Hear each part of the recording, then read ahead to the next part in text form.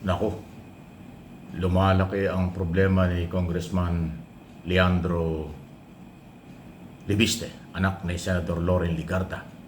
Abay, hindi pala siya nagko-comply or sumasagot sa mga demand ng Department of Energy ng ating gobyerno tungkol doon sa pinagmumulta siya ng 24 billion dahil sa hindi niya nagawa na ipatupad ang franchise law na kanyang obligasyon sa solar business at iba pa.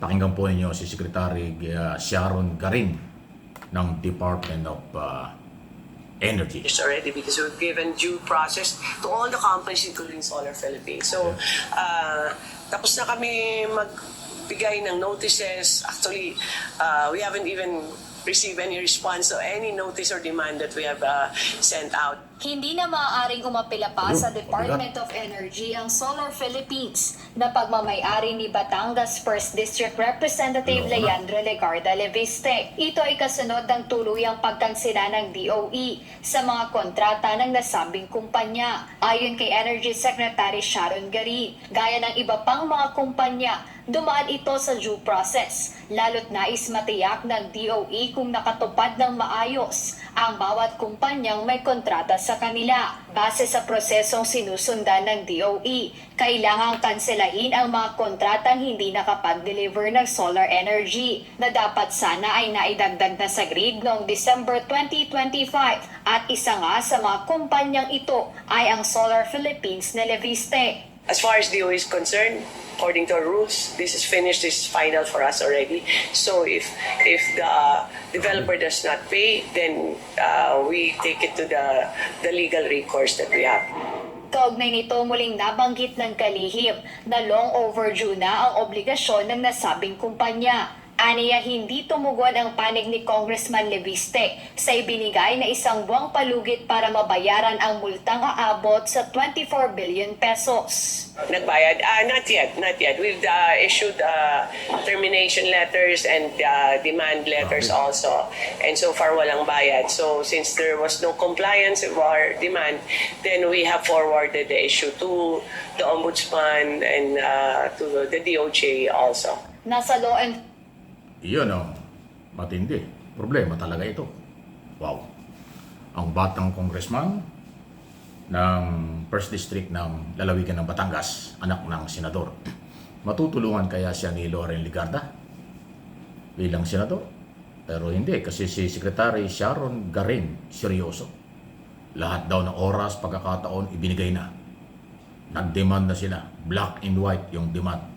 Bayaran mo ang 24 billion pesos.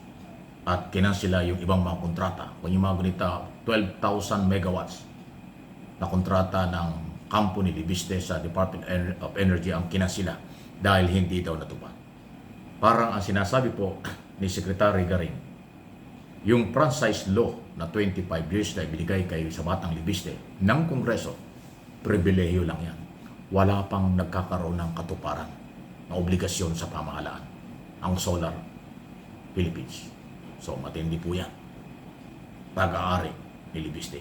Hindi lang yung isang kontrata, meron pa palang ibang kontrata na hindi rin po natutupad. So, matindi po yan. Kaya lang yun, 24 billion, hindi biro, malaking pera yun. Kung kahit na gaano karami ang pera, billion itong si Libiste, pero binabawian pa ng gobyerno, obligasyong ibalik yun. Penalty yun . At pag hindi po natupad ang kabayaran yan at iba pang mga problema ni Libiste, pwedeng i-cancela ang prangkisa. Kasi ang franchise law, yan ay pribilehiyo lang yan. Hindi yan mandatory na ibinibigay ng gobyerno. Yan ay ibinibigay pansamantala hanggat kaya mong sundin at tuparin ang nilalaman nito. Pag hindi, pwede yang mabawi. Para yang sa prangkisa ng radyo at telebisyon. Pwedeng kansilahin anytime. Pwedeng hindi i-renew kapag dumating ang renewal. So big challenge ito. At ang isa pang maganda rito, mahaba kasi interview nga, sabi ni Secretary Sharon Garin, walang political issue ito. Walang kinalaman ng politika Kasi ang sinasabi ng mga Duterte supporters ni Libiste, pinopolitika, hinaharas na naman daw si Libiste. Yan kasi ang mahirap eh. Paglihiti mo ang galaw ng gobyerno dahil sa pagpapatupad ng batas, sasabihin ng kailang kampo, harassment, pang-abuso. Pero yung hindi pagsunod sa mga batas, kasi yung franchise law, yan ay ibinigay ng Kongreso, batas nga yun eh. Obligasyon gawin yun, ipatupad yun.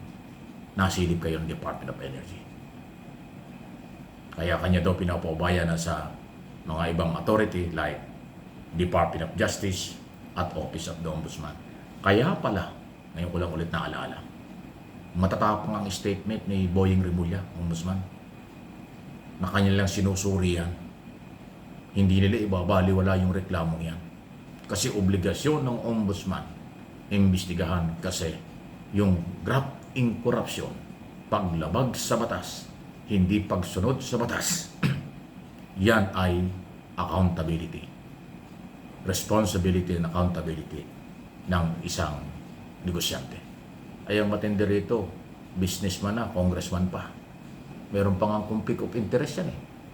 Dapat binitawan, iniwan, nilibiste ang kanyang mga negosyo simula nang siyang manungkulan at nanumpa sa saligang batas bilang congressman ng unang distrito ng lalawigan ng Batangas. So, kay Libiste kung paano niya sagutin yan. Final na pala, wala nang consideration, wala nang api-api na. Natapos na raw ho yung panahon, 1 month, 30 days ang ibinigay para mag-comply, ay hindi na-comply. So, ang sunod na move dyan, kasuhan ng Ombudsman at DOJ sa korte. Naku, lumaki ang problema. Baka dala ng kabataan, dala ng ang feeling ay ma-influence ang tao. No one is above the law. Yan kasi ang policy. Rule of law. Managot ang dapat managot. Kaya ako nabanggit si Loren kasi anak niya yan. Anak ni Loren Ligarda yan. Senador. So tingnan natin kung paano niya imamanage yan. Problemang business, problemang politikal, at problemang legal ang kakaharapin ng pamilyang Libiste dito sa mga move na ito ng gobyerno. To Secretary Sharon Garin, Department of Energy, Ombudsman at Department of Justice ang gumagalaw tungkol sa mga posibleng pananagutan ni Congressman Libiste. Congressman, good luck sa iyo kung paano mo harapin ito. Huwag kang padala sa mga nakapaligid sa iyo, lalo na yung anti-Marcos. Baka ginagamit ka pero mapapahama ka. Baka sinusubuan ka para sirain ka, hindi mo alam. Ingat lang, kabayan.